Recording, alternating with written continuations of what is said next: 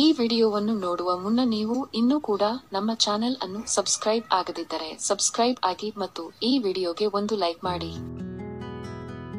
Hi friends, life line Kannada GK ಅಡ್ಡಾದ ಮತ್ತೊಂದು ವಿಡಿಯೋಗೆ ಸ್ವಾಗತ. ಸ್ನೇಹಿತರೆ, ಹೆಂಗಸರನ್ನು ಸಂಭೋಗದ ಮೂಡ್ಗೆ ತರಿಸುವುದು ಹೇಗೆ? ಈ ವಿಡಿಯೋದಲ್ಲಿನ ಮಾಹಿತಿ ಜೀವನಕ್ಕೆ ತುಂಬಾ ಉಪಯುಕ್ತವಾಗಿರಲಿದೆ. ಹೀಗಾಗಿ ಯಾರೂ ಕೂಡ ವಿಡಿಯೋವನ್ನು ಸ್ಕಿಪ್ ಮಾಡದೆ ಸಂಪೂರ್ಣವಾಗಿ ನೋಡಿ.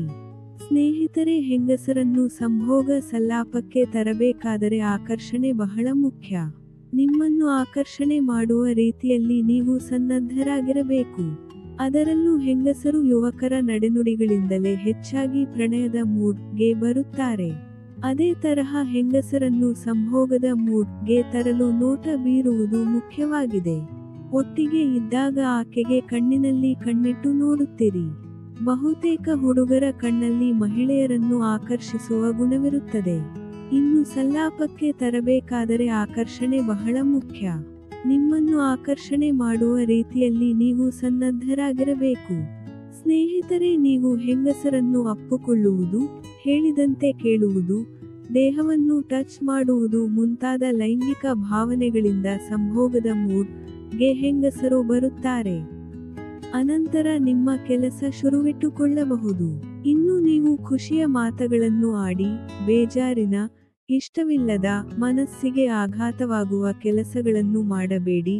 ಸಿಟ್ಟಿನ ಮಾತುಗಳನ್ನು ಆಡಬೇಡಿ. ಅಲ್ಲದೆ ನಿಮ್ಮ ಸಂಗಾತಿಯ ಭಾವನೆ ಹೇಗೆ ಸ್ಪಂದಿಸುತ್ತದೆಯೇ ಆ ರೀತಿ ನಡೆದುಕೊಳ್ಳಿ. ಆಗ ತಾನಾಗಿಯೇ ನಿಮ್ಮ ಹತ್ತಿರಕ್ಕೆ ಬರುತ್ತಾರೆ. ಸ್ನೇಹಿತರೆ, ನಿಮ್ಮ ಸಂಗಾತಿಗೆ ನೀವು ಮುತ್ತು ನೀಡುವಿಕೆ ಮೂಲಕ ಮೂಡ್ಗೆ ತರಿಸಬಹುದು. ನಿಧಾನಗತಿಯ ಮುತ್ತು ನೀಡುವಿಕೆ ಸಂಭೋಗವನ್ನು ಆಕರ್ಷಿಸುವ ಕ್ರಮಗಳಲ್ಲೊಂದು. ಇದು ಮನಸ್ಸನ್ನು ಉಲ್ಲಾಸಗೊಳಿಸುವಂತಿರಬೇಕು. ಅದೇ ನೀವು ಒಟ್ಟಾಗಿ ಕೊಟ್ಟರೆ ಮೂಡ್ ಔಟ್ ಆಗುತ್ತದೆ. ನಿಧಾನ ಚುಂಬನಂ ಸಂಭೋಗಕ್ಕೆ ಆಹ್ವಾನಂ ಗಾದೆಯನ್ನು ಸದಾ ನೆನಪಿಟ್ಟುಕೊಳ್ಳಬೇಕು. ಸ್ನೇಹಿತರೆ, ನೋಡಿದ್ರಲ್ಲ, ಇದೇ ತರಹದ ಜೀವನಕ್ಕೆ ಸಹಾಯಕವಾಗುವ ಮಾಹಿತಿಗಾಗಿ ನಮ್ಮ ಚಾನಲ್ ಸಬ್ಸ್ಕ್ರೈಬ್ ಆಗಿ.